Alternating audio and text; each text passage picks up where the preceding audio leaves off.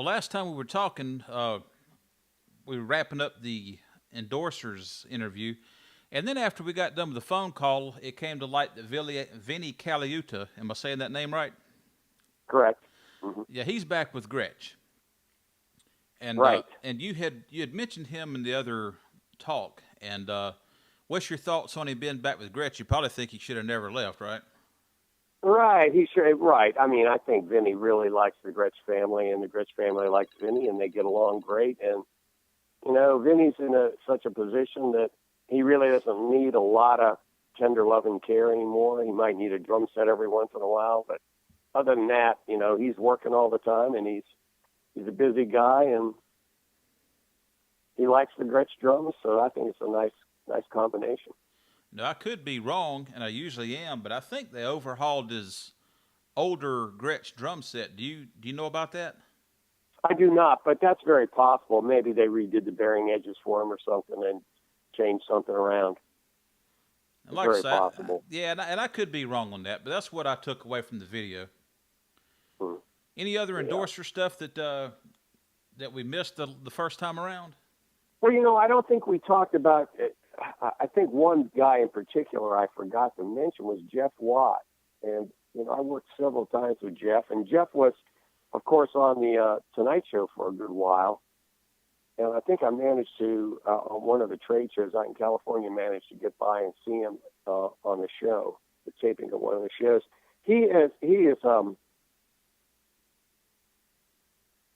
He's kind of not in the limelight right now, but he had a great run on that Tonight Show, and he was working with Branford Marsalis on a bunch of stuff, and he's just a terrific jazz drummer. I mean, a very unique style and very easy to get along with, fun to be with, funny guy. He always loved the Hohner people at the Hohner facility, and he came by once or twice, I think, there, and he was friendly with all the staff in the warehouse, and got to be actual acquaintances of them. And he was just a terrific guy. I forgot to mention. I think I mentioned Adam Nussbaum. He's another one of my favorites, and Will Kennedy, also great people, and easy to communicate with, always helpful with the gear, and making suggestions here and there, and just terrific people and terrific drummers. Mm-hmm. I was very sorry to see Will Kennedy shift from Sonor to Pearl. I don't know what he's with right now, but and Adam's played Gretsch too. He's a Gretsch guy. He loves Gretsch, but he always plays Sonor, out most of the time. So Why is yeah, that? they're. I think that I think he likes the older jazz drummer tradition, and I think since he's from New York, he knows all those old jazz guys that were around and were promoted by the Gretsch Company at the very beginning of the Gretsch Drum Company when they were promoting all the jazz guys. And being in Brooklyn, they had the whole black drumming community, and Adam relates to that whole genre of musician. And so I think he plays Gretsch on occasion to get that sound, to have that same sound, which is a high-pitched, high-tensioned, small drum sound. Well, But when he plays out, I think he likes the durability of the Sonars and the extended tuning range of the Sonars more than the Gretsch drums. okay. Well, back to Jeff Watch. I interviewed him several months ago. I didn't know that. Yeah, oh yeah, and we talked about his gear, and I mean, he's a very nice, very accommodating guy. Over the phone, I didn't spend any time with him, but everything you said about him, seemed to reflect in the conversation I had with him, and it was a lot of fun. And I'm supposed to actually be interviewing Adam Nussbaum and Steve Smith, but I have not heard from either one of them lately. I know they're both pretty busy, but trying to follow up on that. But that's something I got in the works, and hopefully it'll pan out still. So Another guy that actually came around to Sonor after I had him with Slinger was Louis Nash. okay, Louis Nash played Slingerland. I had him with Slingerland, and then he went after the Slingland thing was over, he shifted over to Sonor for a little while. Was I that don't know what because he's of the doing Hohner right now. connection, or did he I just think so. Yeah. We was got along really well too. He's a terrific guy. It, uh, was there much of that with any of the Slingerland guys coming to Sonar when oh Slingerland yeah, went to? I mean, there were several. Jay Sinnott out of Norfolk. He's another jazz drummer from there. He went from Slingerland to Sonor, and there were several guys that came over after we didn't have the Slingerland, because they trusted the sound transformation from Slingerland to Sonor. Yeah. Okay. Well, I had a few other things I was wanting to discuss, if you don't mind, too, while we're at it. Sure. Are you familiar with the situation with Sonar switching to the Alpi veneers several years back? Which veneers? The Alpi, I believe that's a manufacturer. It's manufactured veneers, as opposed to Yes, the wooden figured veneers. right, Yeah. as opposed to the natural ones. They went with the manufactured ones. Right. Well, it seemed to be an issue with some people that there wasn't a notification of any sort that the production had changed. How do you feel about that? Well, I would guess that the newer manufactured veneers, the way they do it now, and I'm not sure exactly the process, but I would guess they're more stable, easier to bend, and less likely to fade. Mm-hmm. Less susceptible to sunlight and other conditions. So it makes perfect sense, especially if they look sharp. And as far as I can see, those veneers look incredibly good. Yeah. Now, I mean, I think that's just a sign of the times and the changing manufacturing of different wood products. Because flooring has changed a lot too. I don't know if you've noticed that, but it's very similar in flooring. I mean, it used to be you'd buy solid oak flooring or, whatever. Mm-hmm. Now there's all these manufactured veneers of flooring. And I think it's the same stuff that they're probably using for drum manufacturing. People that are traditionalists with Sonor are pretty much sticklers, and they're used to the old way of doing things, and when in fact Sonor was the only one making very high-end drums. Now there's a lot of people making high-end drums. Mm-hmm. That's not to say that the engineering behind the Sonor stuff isn't just a cut above, because I believe it is. I mean, it's just like automobile manufacturing. I mean, sure, Ford and GM and Chrysler are all making great vehicles now, and much more durable vehicles. But I mean, I still think if you look at an Audi, a Volkswagen, a BMW, or a Mercedes, and you compare apples to apples, my guess is that they're a little bit more expensive for a reason. Right. And it's probably in the engineering and some of the materials. Now, you have brought up something I wanted to touch on anyway, and that is the gap has closed a little bit between other companies' high-end drums and Sonar's upper-end drums. And I know that back in the 70s and 80s, Sonor was way out there, just, their attention to detail. The plating was excellent. The engineering, the machining was better. Right. Yeah. And actually, some of the methods have changed. I'm not saying they're building a less quality drum at all. That's not my point at all. But just, the manufacturing methods are, to speed production and all that. Also, too, right. The world just doesn't need a drum set is over-engineered as Sonor was. Well, I don't know if it was so over-engineered. I mean, I think some of the parts were larger than they needed to be. But engineering-wise, I I think people still are probably still copying Sonar's engineering on several, on several levels. Mm-hmm. But I don't think they were over-engineered. I think they were maybe just they made things a little heavier than everybody else. Well, I know the signature stands. I used to joke that I could hang a Volkswagen off of a boom stand, Yeah, And that's pretty much true. Those things are pretty. I've got a bunch of those stands. I don't know. I haven't used them in years. Well, I have them on sets for practice around the house, but that's about it. I mean, I don't take those things out. They're just too heavy for me. I'm getting a little older now, so I don't want to carry.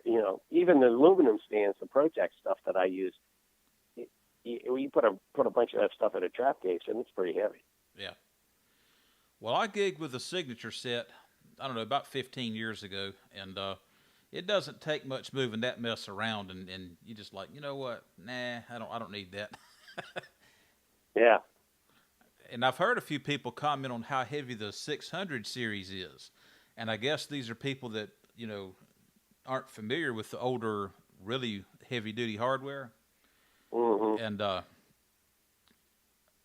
so I know the hardware's still good and heavy, but just nothing like it was. I mean, it was just way out there in my book. But yeah, it was. It was the first of that kind of really heavy stuff. I mean, but Pearl's stands are extreme. Their Pearl's top of the line stands are ridiculously heavy.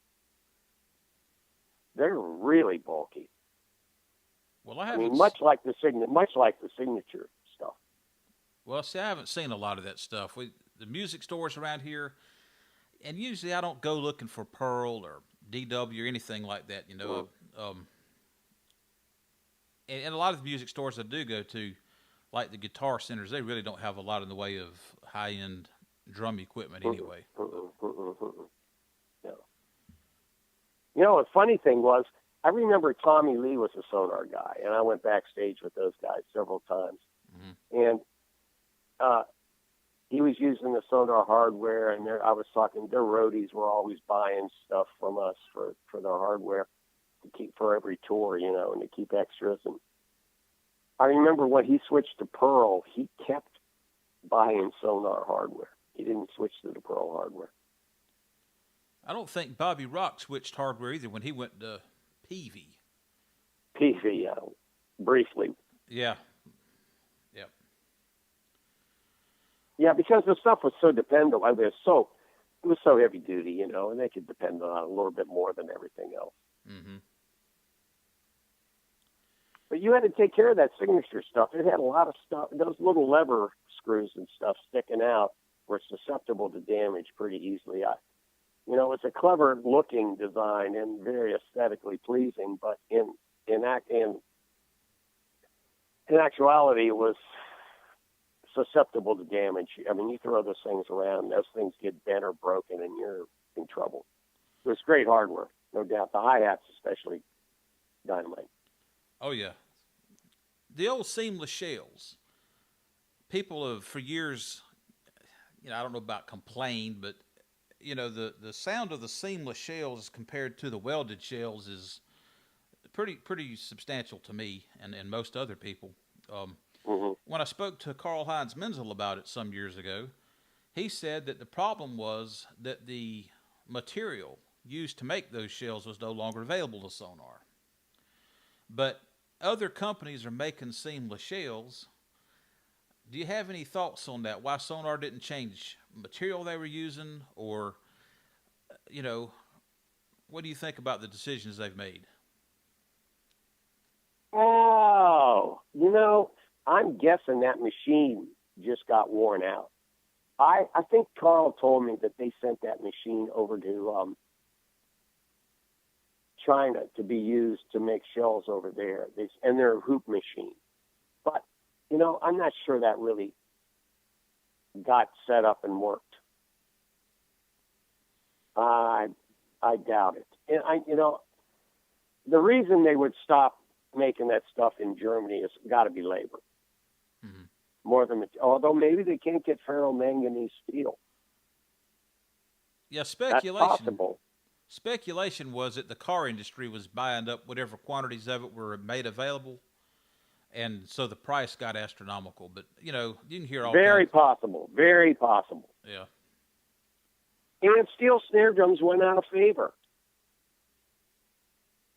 I mean, wooden snare drums have been,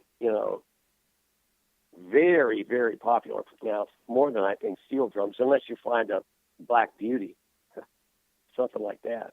Yeah. And the Asians have managed to make all kinds of finishes. Just look at Ludwig's Black Beauties and Mapex's snare drums. All these metal snare drums out of every material you can imagine: phosphor, bronze, brass, copper, steel. Well, Mapex actually has.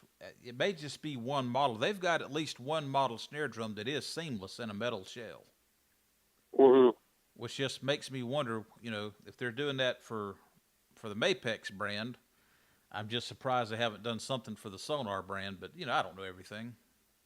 Right. That would make perfect sense. Actually, you would think they would do that. And maybe they're Sonor's sourcing. got those signature. Sonor's been focusing on those signature player drums, I think, snare drums, which are great models. I mean, they're very cool drums. They have all kinds of nice features and stuff. Mm-hmm. So, I don't know. Have you seen the new glide? It's not new anymore, but the latest of the dual glide throw off? No, I have not. Oh, wait a minute. Maybe I did see a picture of it. That's about it, though. Yeah, I haven't seen one in person myself, but I think people are liking those pretty much. Oh, I'm sure. Did you see the interview with Nico McBrain and Karl-Heinz Menzel? And some point during the interview, or maybe it was another interview done in the same room, probably on the same day, Karl-Heinz mentioned that, Sonor had entered the lower end arena. Yeah, Mm-hmm. at some point, for obvious reasons. But now it was like a race to see who could build stuff the cheapest. And so they were going to refocus on the higher end German-made stuff again. Right. I did see that. What's your thoughts on that? Oh, I think that's probably their best bet. Although I do have one of those. I got a really good deal on one of those little 4-piece, not a jungle kit, but it's maybe it's a martini kit. It's a martini kit, I think. No, martini's a real small one, right? Yeah. I'm not even sure. It's the one with, I think, a 16-inch bass drum, 10, and 14-inch snare, and a 12-inch floor tom, I think. Really nice sounding drums. I was, except for the snare drum, I didn't care for the snare drum. It's kind of the low part of it. But you put any other snare drum with those 3 other drums, and you got a killer little jazz kit. Those things sounded dynamite with the import heads on them. Yeah, I couldn't believe it, really. I've seen a couple of toy 16-inch bass drums that sounded phenomenally good. You'd never expect a drum that size to sound like that. Right. My daughter had one. Yeah. I mean, that's a nice little drum set. And nice fittings, good spurs, nice lugs. The plating's not the same as the good stuff, but other than that, the tom holder's very substantial. Everything works great. I mean, and the bass drum is actually pretty heavy. It's amazingly. I mean, they don't feel cheap or inexpensive at all. They just cheapened on the lugs. It's a different lug. It's a different wrap. It's a different gauge hoop, rims. And I don't know, but the drums sure sound good. Surprising. Are you seeing many retailers carrying them? Local type companies? To be honest with you, I am not seeing them anywhere in the territories that I travel. I don't see them in Virginia. The drum store that had them here went out of business in Richmond. I don't see them in Ohio. The parts of Ohio I travel, I don't see them at the drum shops. Pennsylvania, maybe a little bit. I don't know who's carrying them.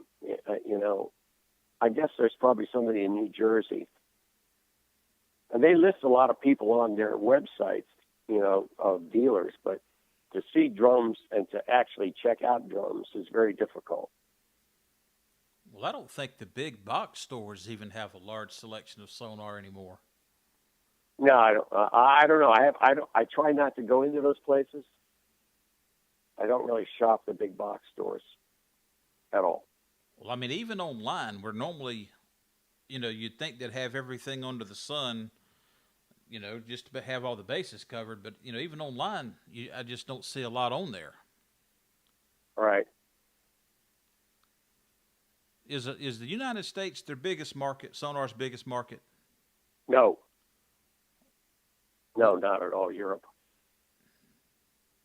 and Japan is big. I didn't realize Japan was a big market. I did know they did Japan's all those. Huge. Japan was one of the biggest. The Japanese love Sonor drums. I did not know that. And their distributor would custom order 50 to 100 snare drums at a time. Now, I did know that they would have, phonic reissue snare drums and all that you weren't getting here. Yeah, they used to order rosewood kits. Still were ordering rosewood kits when I worked at Sonor. Phonic rosewood kits.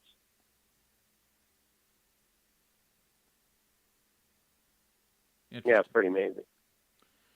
So what else about Sonor can we talk about? Well, I'm interested to see what their next step is after SQ2. Do you think it'll be a while before we see the vintage stuff. Now, the vintage stuff happened since SQ2. And I don't know if they'll expand on the vintage stuff or not. I mean, I think they could probably sell a fair amount of jazz kits with an 18-inch bass drum in a vintage setup. Now, is vintage full production or is that limited run stuff? No, I think it's full production. I got a friend that's got a set. It's a beautiful set. Sounds great too. Yeah, I'm looking to get one to use with that band I'm with, actually. Well, good. Keep me posted on that. I'd like to see what you come up with when you get it. I will. I think Sonor will always focus on keeping the artist and his desires and the musician's desires in the forefront of their product development. Being Germans, they always depend and are very interested in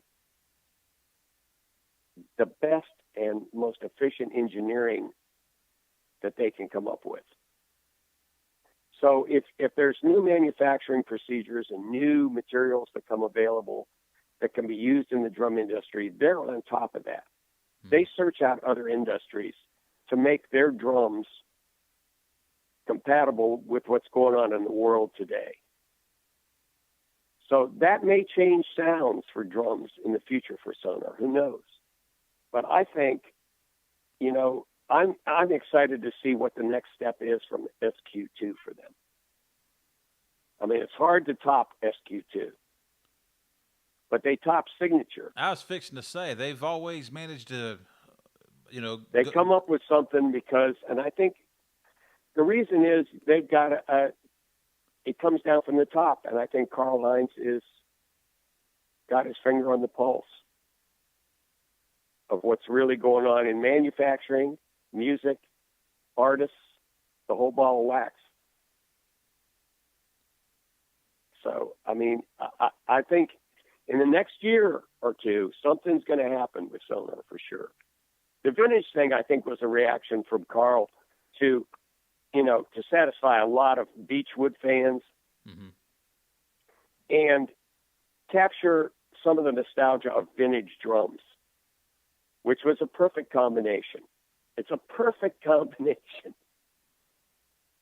Yeah, well, So, I mean, I think they'll come up with something for sure. And, and God bless the artists they have. The guys that have been with them forever, they're major contributors to the industry and to Sonor and to all of us drummers that, love Sonor.